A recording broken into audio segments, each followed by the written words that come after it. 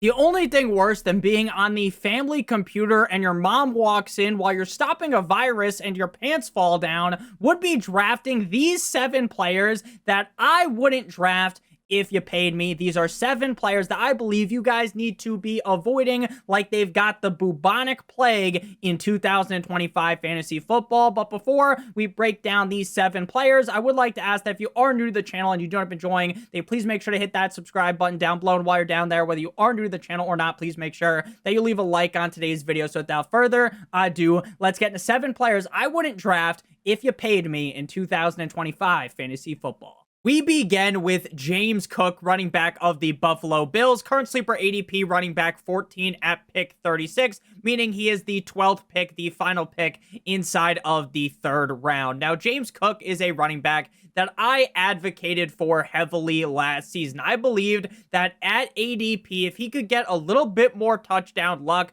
this was a running back that could finish inside of the top 12, and that is exactly what he did. He finishes the RB8 last year in PPR and the running back 11 in PPR points per game. But what occurred and what led him to reach that peak was scoring 18 touchdowns. Previously in 2023, he scored 6 touchdowns, and in 2022, he scored 3 touchdowns. And while scoring 18 touchdowns on the Buffalo Bills may seem like something that is repeatable, when you really start to think about it, the odds of James Cook repeating and scoring 18 touchdowns, in my opinion, is slim to none. This is a guy that, in terms of snap share, ranked 35th at the running back position. He played just 49.2% of the snaps for the Buffalo Bills. And when you are 5'11", 199 pounds, and they have guys like Ray Davis in the backfield as well, when they have Josh Allen who could score a touchdown at any given point with his legs, all they got to do is push him in there. Hopefully they learned how to do the tush push after what occurred in the playoffs up against the Kansas City Chiefs. James Cook is going to be stuck sticking his hands out, begging for touchdowns. Please, sir, give me another coin. Please. It's like that picture of Squidward when he's poor and he's living in the cardboard box, right? That is how James Cook is going to look, begging for touchdowns. He didn't even finish in the top 10 in terms of running back points per game, despite scoring 18 total touchdowns. So imagine what is going to happen if this year he only gets 10 or 12. And if it falls below the 10 number, you are looking at a colossal bust of large magnitude Krakatoa on your fantasy football team. Do I think that James Cook is some terrible running back? Fuck no, baby. I like James Cook, right? I was advocating heavily for James Cook last season. I was screaming from the mountaintop like the Ricola man about why you need to draft James Cook. But frankly, what he did last season on a sub 50% snap share is not repeatable at all. And if he sees a similar amount of carries, if he sees a similar amount of targets and receptions, I do not see him scoring 18 touchdowns again. He was just 19th in carries, 16th in rushing yards, 32nd in targets, 33rd in receptions, 28th in receiving yards, but he was 2nd in total touchdowns. Sure, his efficiency is fine, 12th in yards per touch, 14th in dominator rating, but again, at his size, with other running backs behind him, with other running backs that can also catch passes, with a quarterback that can vulture rushing touchdowns, and if he's playing sub 50% of the snaps again, I do not see him repeating that 18 total touchdown season, and I think you are taking a huge risk drafting him as the running back number 14 when, again, he barely finished inside the top 12 in terms of points per game as the running back 11, scoring 18 total touchdowns. So he is a very clear landmine in fantasy football drafts this season. I do not trust him at all. Next up, we move to Sam Laporta, tight end of the Detroit Lions, sleeper ADP tight end 4 at pick number 51, currently coming off the board as the third pick inside of the 5th round in a 12-team league. Now, back-to-back seasons for Sam Laporta, he has been a top 8 points per game tight end. And do I think that Sam Laporta, just like James Cook, do I think that he is bad? No, I do not. And I liked what I saw towards the end of last season because he started off the season slow due to an injury that he suffered late into 2023. So weeks 1 through 9, he did not look very good at all based upon where you had drafted him. You were pulling your hair out because you were like, do I really want to start some random tight end that I could pick up off the waiver wire off of Sam Laporta? And then, you were getting the weeks wrong because he did have okay games in that stretch. But ultimately, weeks 1 through 9 look nothing like what he was able to do in the latter half of the season. He was only averaging 8 PPR points per game from weeks 1 through week 9, and then weeks 10 through 18, he was averaging close to 14 PPR points per game, over 7 targets per game. So rightfully so, we like what we saw at the end of last season. That is normally a pretty good indicator that a young player is going to continue to build upon that in the next season. We talked about that with Rashee Rice before. We've talked about that with Ladd McConkey, guys that are able to have solid finishes to their season as young players that is able to overlap and that is able to go into the next season. So it really is nothing to do with Laporta, who is 7th in yards per target, 6th in yards per reception, 3rd in explosive play rating, 11th in dominator rating, 10th in EPA, 12th in targets, 11th in receptions. He was 6th in receiving yards and 4th in total touchdowns. It all comes down to the draft price, the draft capital in which you are paying for Sam Laporta. Again, he is currently coming off of the board as the tight end number 4 at pick 51 inside of the 5th round. So to me, after you get past Brock Bowers, Trey McBride, and George Kittle, most times Bowers is gone in the 2nd round. Same thing goes with Trey McBride. And then you can see Kittle go in either the 3rd or the 4th round, depending on how tight and happy your league mates are. After that, there are a bunch of tight ends that to me don't have large discrepancy from one to the other. What I mean by that is when you look at Laporta, Hawkinson, Kelsey, I don't know too much about how high I want to be on Jonnu Smith. Sleeper ADP kind of lacking. I feel like he's going to fall down now that he is in Pittsburgh, but Mark Andrews, Evan Ingram, David Njoku, right? There's a big group at the tight end position after the big 3, Bowers, McBride, and Kittle, that I feel very, very similar about my projection of these players. So why would I ever draft Sam Laporta at pick 51 when I can get a guy like Evan Ingram, who I love in this Sean Payton offense, at pick 89? Or why would I draft Sam Laporta at pick 51 when I can wait damn near almost 50 fucking picks later and select the Chief David Njoku at pick 99? When I don't see that big of a discrepancy from one tight end to the other. And while I'm not a big fan of Tyler Warren this season in a redraft league or Colston Loveland, I also like Tucker Kraft a ton, who goes at pick 118. I think Jake Ferguson's going to bounce back at pick 121.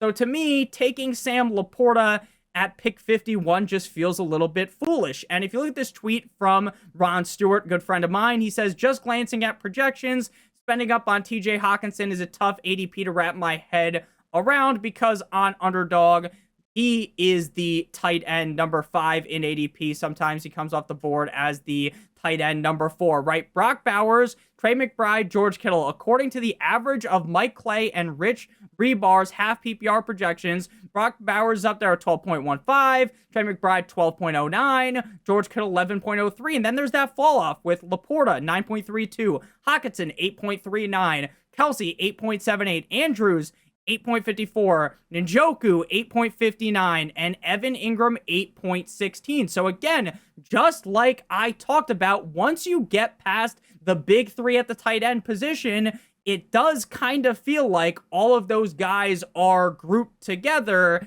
and you are having to pay a super high draft capital for the Laporta or the Hawkinson compared to the rest of the group. So for that reason, shout out to Mr. Wonderful. I am out on Sam Laporta. Next up, we move to Travis Hunter, wide receiver of the Jacksonville Jaguars. Sleeper ADP wide receiver 30 at pick 63, the 6.3. Now, I did not have Travis Hunter ranked inside of my wide receiver rankings from a couple of days ago. I broke down my top 40 wide receivers for 2025 fantasy football in depth, and people were all in the comment section flipping out. Nick, you don't know ball. Nick, this, that, and the other thing. Travis Hunter is amazing. And just like with Sam Laporta, who we just talked about, just like with the guy we kicked the video off with, James Cook, I think Travis Hunter is a great player. But frankly, I do not trust at all right now in the middle of July what the workload is going to look like for Travis Hunter on offense and on defense. Now, I believe by the time you guys are actually doing your fantasy football drafts in late August, early September, there will be a whole lot more information out there on what the splits are going to look like when you compare his offensive playing as a wide receiver versus him playing as a defensive back on defense. And once we have that information, it's going to be a whole lot easier for me to determine how much I like Travis Hunter. Because on Underdog, while he comes off the board inside the 5th round in most Underdog fantasy drafts, that's a best ball draft where they automatically put the highest scores into your lineup every single week where you're hunting for the ultimate upside. I am screaming to the mountaintops. I'm banging the drums for Travis Hunter because I think any given week he could score 25, 30 plus fantasy points. But I think there's going to be a lot of bomb games in there. Not like he's the bomb. What a great game. I'm talking about a game where your leg gets blown off metaphorically and he scores like 3 fucking fantasy points because he's playing a bunch of defense, right? I think that is very, very possible to be the outcome of Travis Hunter's season, where he's up and he's down, he's left and he's right. And for me right now, there is just too many question marks for Travis Hunter. Again, there is nothing to deny the talent of the player. 2024 at Colorado, he wins the fucking Heisman, 21 years old, 96 receptions, 125 targets, 1,258 receiving yards, 13.1 yards per reception, 15 receiving touchdowns, 26% target share, 76.8% catch rate. Again, there's nothing bad you could say about Travis Hunter. Great on offense, great on defense. Anyone that tries to tell you that Travis Hunter is just this mid-wide receiver and he's just a great defensive back, they literally have no idea what they're watching. They need to get their fucking eyes checked. They don't have 20/20 vision. This guy is an amazing route runner, in my opinion. He is amazing when you throw the ball his way. But, and this is a big but, shout out to Iggy Azalea, the facts are the facts. Right now, we have zero idea what his usage will be like. The Athletic, Jacob Robinson, says to expect an offensive-heavy start for Travis Hunter. But, sure, that, the Athletic's Jacob Robinson says that's what's going to happen. But how the Jaguars will utilize Hunter's two-way ability, fucking Shohei Ohtani, remains a mystery. It remains a mystery. They believe that he's going to see a fair share of snaps on offense because he spent the majority of minicamp lining up at wide receiver. Let's see what happens, right? Because I want to see it with my own eyes. I want to read way more stuff throughout camp here before I am given the Gawk Gawk 9000 special to Hunter. If you go on Underdog, if you go ahead and check out the pick'ems right now on Underdog, they have Travis Hunter for 4.5 higher lower receiving touchdowns, 749.5 receiving yards. If you look at Chris Olave going one wide receiver spot behind Hunter, and I'm not some Chris Olave lover, some Chris Olave enjoyer, he is projected for way more yards, 874.5, and one less touchdown, 3.5. After Olave, the next wide receiver off the board is Jalen Waddle, 949.5 receiving yards. There is no touchdown number for him out there right now over on Underdog. 949.5, and he's going 2 wide receiver spots later. If you go ahead and look at this graphic that I made, this is using FanDuel and DraftKings lines. If you look at this graphic, Travis Hunter is the wide receiver 30. Over on FanDuel, he's projected for 750 receiving yards, 4.5 touchdowns. If you look here, Jaylen Waddle, 950.5 receiving yards, 5.5 touchdowns. Calvin Ridley, the wide receiver, 36, 900.5 receiving yards, 5.5 touchdowns.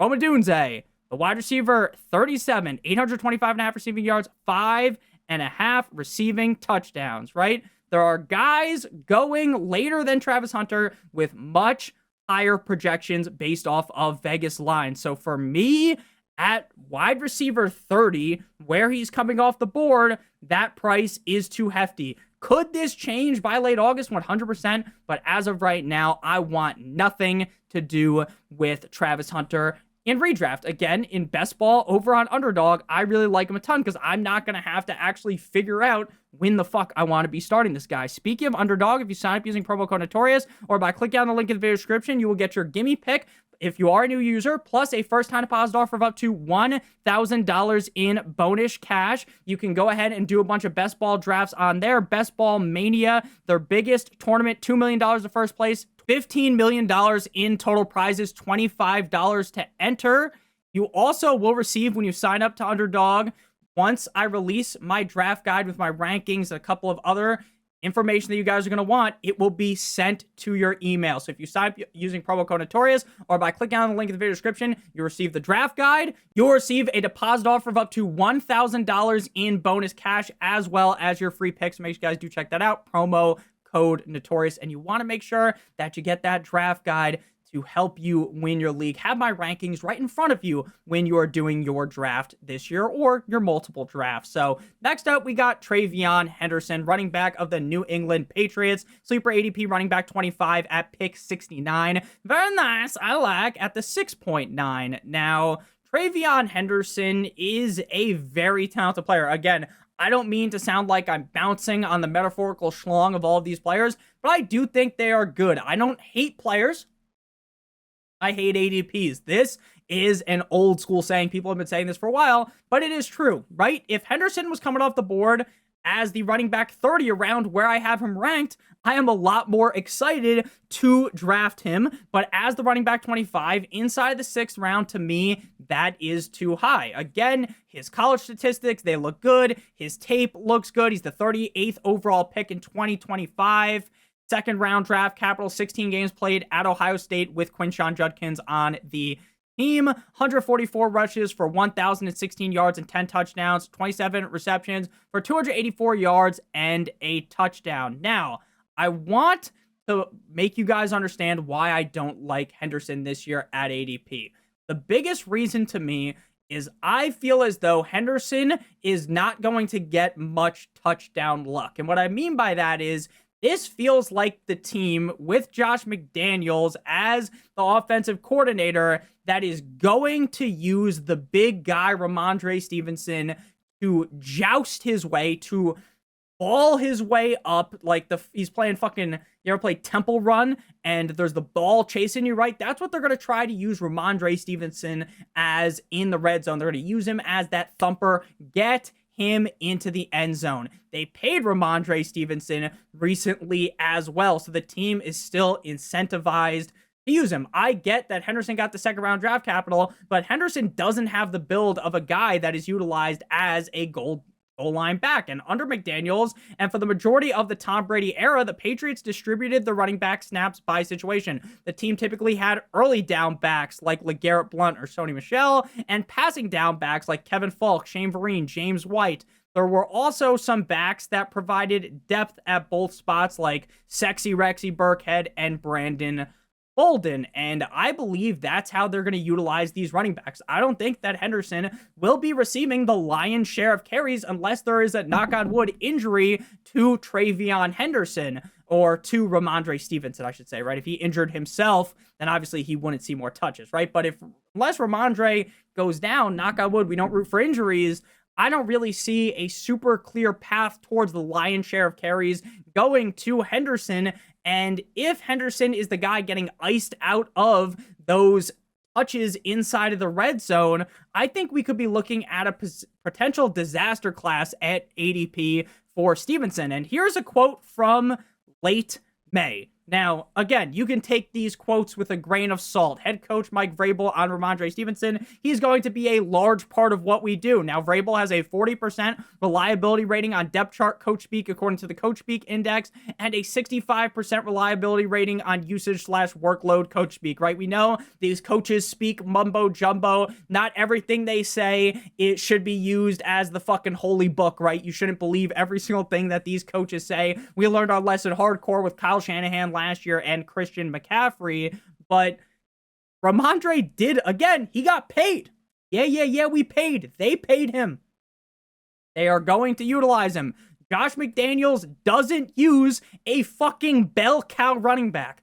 So Henderson, in his rookie year, is going to get just the tip approach. It's going to take a while. They are going to ease him in. And with him not getting the goal line touches, I don't love it at running back number 25. I think the talent is there, obviously, but for me, the price is too damn high. Next up, we got Deebo Samuel, wide receiver of the Washington Commanders. Sleeper ADP, wide receiver 40 at pick 87, the 8.3, the third pick inside of the 8th round. Now, Deebo Samuel has been a guy that we have been avoiding with a 10-foot pole for his whole entire NFL career, basically.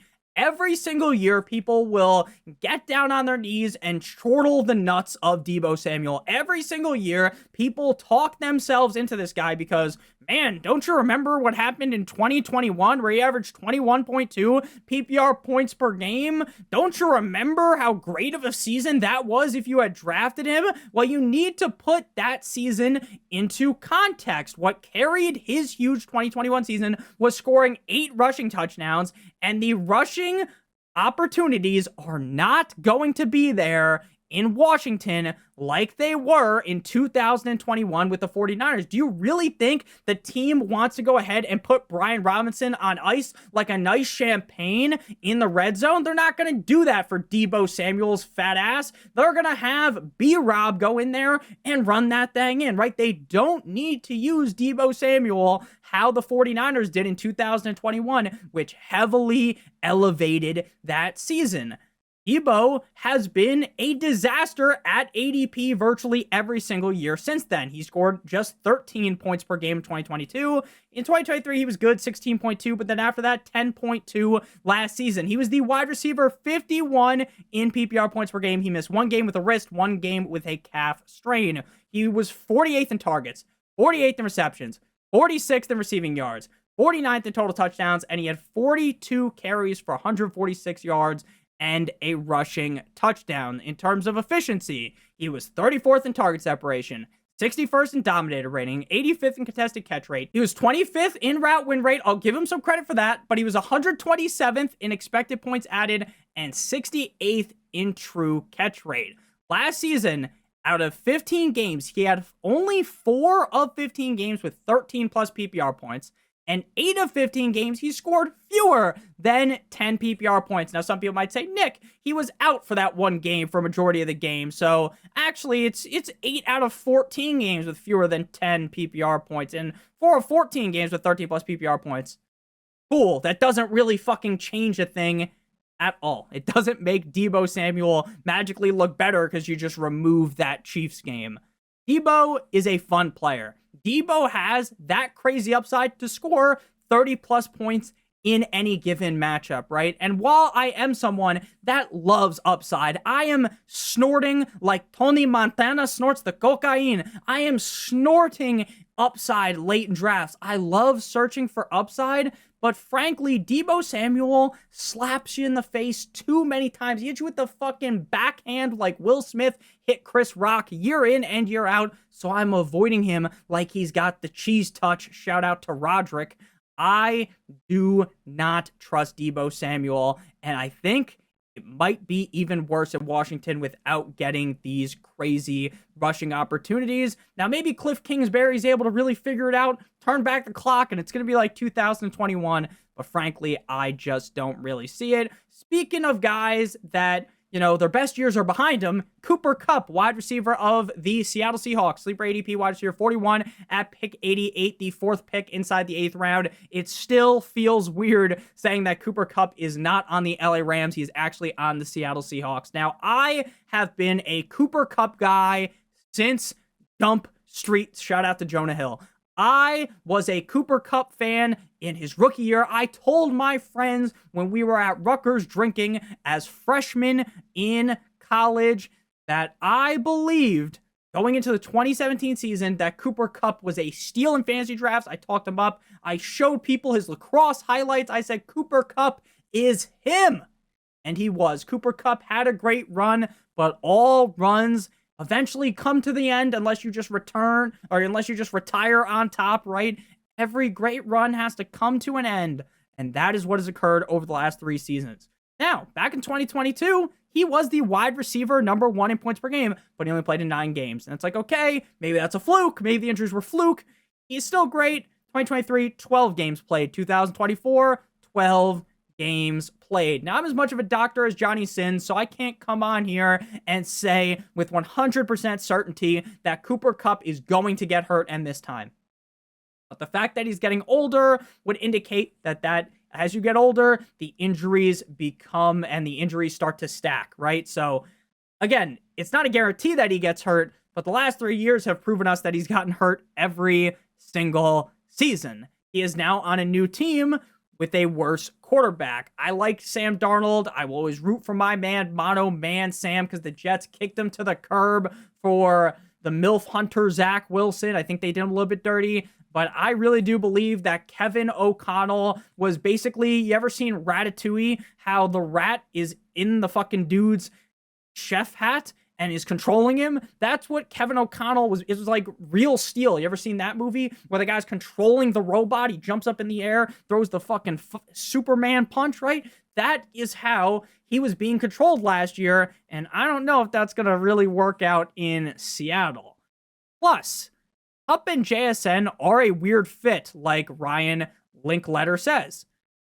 Both players ranked top 15 in the NFL in slot snaps. JSN ranked first. Kupp will be the one bumped to the outside where it's much harder to get open, requiring either a great scheme or good separation for consistent production. And I don't really think that Cooper Kupp is going to be separating at an elite level like he did early on last season, because a tweet by Ryan Heath, Cooper Kupp weeks 1 through 11, average separation score, his ass was wide receiver 11. But week 12 through the wild card round, it was wide receiver 64. So he's getting older. He keeps getting hurt. He missed 4 games last year with a high ankle sprain he suffered in week 2. He's not separating as well, and the quarterback situation gets worse. Now, do I hope Cooper Kupp succeeds? Yes, because I've been a Cooper Kupp stan for a very, very long time. But frankly, even as the wide receiver number 41 with all of the injury history and with JSN being in the slot, I think this is going to be the ultimate nail on the coffin for Cooper Kupp this season. I hope Unk still got it, but frankly, there are too many red flags for me to draft him. Final guy here is going to be Jaylen Warren, running back of the Pittsburgh Steelers, sleeper ADP running back 32 at pick 90, the 8.6. Now, if you guys watched the running back rankings video, I was screaming about Jaylen Warren because he genuinely pisses me off. And it's because there are so many people that are just numb and they close their ears and they don't remember what has happened over the last couple of years. And they just want to talk about how, yeah, man, like Jaylen Warren, that's a guy that has great efficiency stats. Like Jaylen Warren, he really passes the eye test, man. And they fucking forget that every opportunity this guy could have gotten to become the starter in Pittsburgh, Najee Harris was running in slow motion. Najee Harris was running like there was 100-pound weights strapped to each of his thighs. And still, Bruce Buffer, Jaylen Warren couldn't overtake him. Arthur Smith doesn't fuck with Jaylen Warren. It's very evident. Offensive coordinator Arthur Smith on if Jaylen Warren is the Steelers starting running back. This is from early June. We've got a lot of weapons back there. Just talking about Caleb Johnson, a different style player than Jaylen. We added Kenneth Gainwell. There's a lot of depth in that room. It'll work itself out. You know what that means? Jaylen Warren is not the guy. It's going to be Caleb Johnson. Caleb Johnson is going to be the Najee Harris, and Jaylen Warren is going to be Jaylen Warren. The only difference is Caleb Johnson can actually fucking run, unlike Najee Harris. Najee Harris on your fantasy team for the last couple of years has been like having missionary sex. You get 10 fucking fantasy points every week. Hallelujah, that's great. Whereas I think that Caleb Johnson's going to be some reverse cowgirl, some doggy style. It's going to be a nice, fun time you're going to be getting with Jaylen Warren, right? She might lick your gooch, right? With Caleb Johnson, whereas Jaylen Warren, it is boring. It is going to be a very boring season out of him unless something happens to Caleb Johnson. Jaylen Warren is not the starting running back on this team. You can just look at it. Highlighted on the screen is the one instance of Jaylen Warren getting 60+% of the snaps in 2024. He had one game with 60+% of the snaps. He scores 14.2 PPR points. Some games with 50+% of the snaps, which I don't even know if he's going to get 50% of the snaps. Week 7 versus the Jets, 7.9. Week 12 versus the Cleveland Browns, 15.4 PPR points. Week 14, 9.2. Week 15, 2.5 PPR points. You're like, Nick, let's go back to 2023. Maybe it gets better. 2023, he has one game with 60+% of the snaps. He scores 11.8 points up against the Colts. With 50% of the snaps, week 5 up against the Ravens, 10.9. Week 8 up against the Jaguars, 7.8 fantasy points. Week 10 up against the Packers, 19. Hallelujah! Then week 12 up against the Bengals, 7.2. Week 14 up against the Patriots, 8. Week 16, 10.4. And week 17, he gets a little dirty. He gets a little bit nasty up against the Seahawks. Running back number 11. But we have seen over this guy's career, he is not built to be the running back one. Arthur Smith doesn't want him to be. He has only finished inside the top 30 at the running back position once, and he just barely did it as the running back 29 in points per game back in 2023. You can try and talk to the efficiency stats. You can talk about the eye test. You can talk about all of the Jaylen Warren hype that you got. You can unload the fucking clip Rambo style, and I don't care because Arthur Smith doesn't like him. He just doesn't. So Jaylen Warren just cannot climb that mountain. He cannot climb the Mount Everest to surpass Caleb Johnson. It's Caleb Johnson season, and Jaylen Warren's going to be sitting in the cuck chair, cranking off in the corner, watching it. So thank you guys all so much for watching. If you have been enjoying, make sure you guys hit that subscribe button like it owes you some money, like another Stallone movie, like Rocky. Hit that like button down below if you did end up enjoying, whether you are new to the channel or not. Again, make sure you guys do check out Underdog. Promo code Notorious to get that free pick. Get that first deposit bonus offer of up to $1,000 in bonus cash.